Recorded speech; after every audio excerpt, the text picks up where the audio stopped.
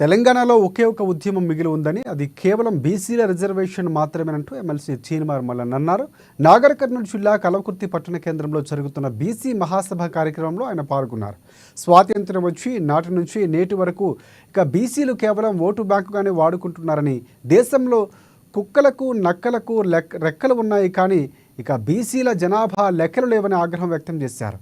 ఇప్పటి వరకు ప్రతి రాజకీయ పార్టీ ఎన్నికలకు ముందు అనేక హామీలు ఇచ్చి మోసం చేస్తాయని, ఇక ముందు ఎన్నికలప్పుడు ప్రజలు కూడా రాజకీయ పార్టీల్లో మోసం చేస్తారని, ప్రజలు ప్రతి రాజకీయ పార్టీకి తెలిసి వచ్చేలా బుద్ధి చెప్తారన్నారు.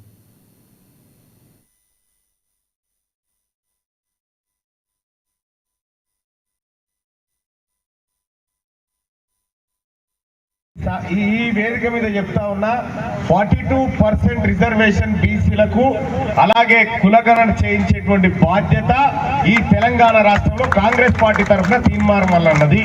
ఇది హామీ ఇవ్వడానికి వచ్చిన అనుకో దయచేసి. ఇక రెండో విషయం జరగాలి, రాజకీయంగా వాటా దక్కాలి, ఫలాల్లో వాటా దక్కాలి, కానీ దక్కే పరిస్థితి లేదు. ఇదివరకు లేకుండే, ఇప్పుడు అయింది మంచిగా.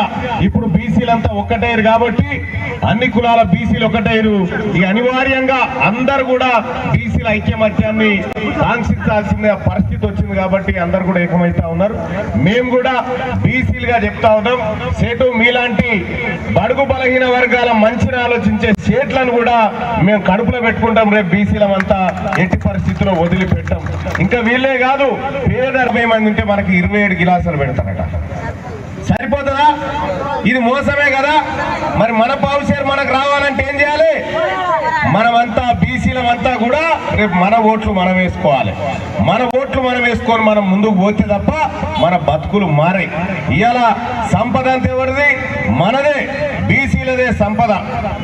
ఇక్కడ ఇదే నియోజకవర్గంలో ఎమ్మెల్యే గారు ఎవరు? కసిరెడ్డి నారాయణ రెడ్డి గారు. ఆయనకు విద్యా సంస్థలు విపరీతంగా ఉన్నాయి. విద్యా సంస్థలు ఉన్నాయా లేవా?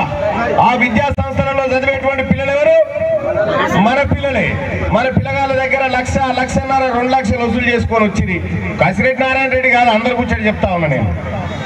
వసూలు చేసుకొని వచ్చి ఆడ నీ కొడుకు ఫీజు 1,00,000 వసూలు చేసి ఇక్కడికి వచ్చి నీకు 500